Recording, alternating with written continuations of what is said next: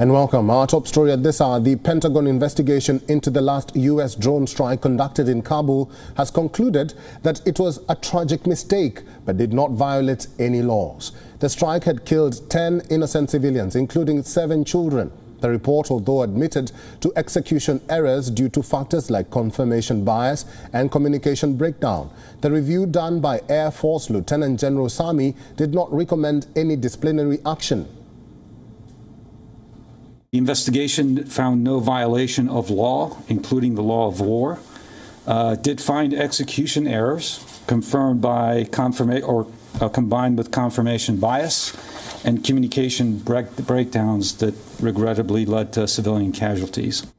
The review stressed that the context surrounding the strike was important. On the 26th of August, a suicide bombing claimed hundreds of lives. U.S. forces were under stress, being flooded with information about threats to troops and civilians at the Kabul airport. Under these circumstances, the report concluded that the U.S. forces genuinely believed that the car they were following for 8 hours was an imminent threat of an ISIS terrorist planning another attack. Individuals involved in the strike interviewed during this investigation truly believed at the time that they were targeting an imminent threat to U.S. forces on Kaya. The intended target of the strike, the vehicle, the white Corolla, its contents and occupant, were genuinely assessed at the time to be a threat to U.S. forces. Sami's report, endorsed by the Defense Secretary Lloyd Austin, also made several recommendations for improvement. This includes that more be done to prevent what military officials called confirmation bias. It's the idea that troops making the strike decision were too quick to conclude that what they were seeing aligned with intelligence availability.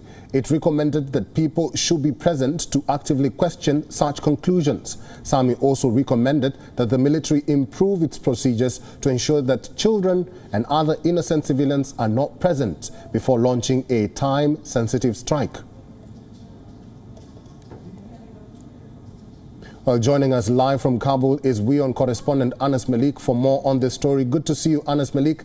The U.S. still insists and admits that the strike was a mistake. However, they are distancing themselves from blame of violating any laws. Families of the deceased are still waiting for reparations. None of that has been finalized yet. How do you think the family will react to the latest development?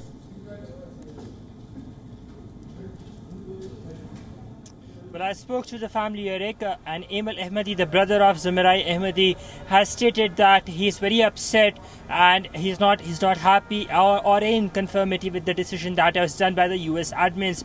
He said that his family is still awaiting justice, almost 2 months on, and they're still awaiting justice. This is what these are the words of Emil Ahmadi, the brother of Zamirai Ahmadi, who was targeted in the U.S. drone strike on the 29th of August here in Kabul's Bugra area.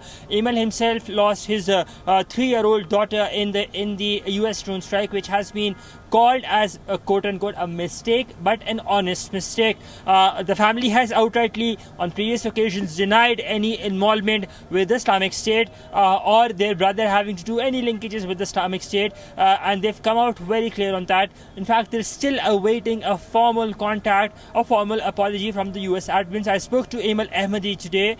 He was not in Kabul, he was in the outskirts of Kabul, and he's clearly told me that he's not happy with what the U.S. side has said. In fact, that has made him and his family very, very upset. Eric? Malik, the Taliban have been seemingly mum on the issue of U.S. drone strikes. Given that they have a greater issue at hand, the potential resurgence of a group like ISIS-K that could eventually pose an international threat, what is the Taliban government doing at the moment on that front?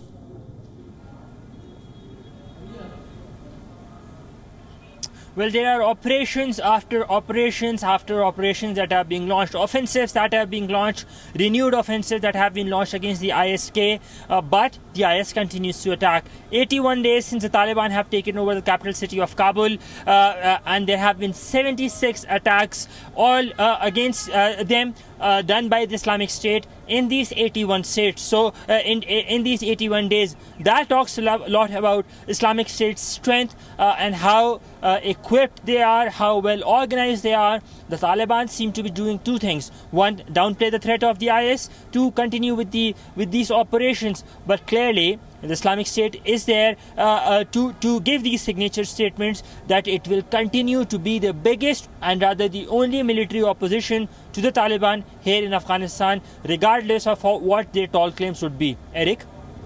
Live from Kabul, Afghanistan, thank you very much, Anas Malik.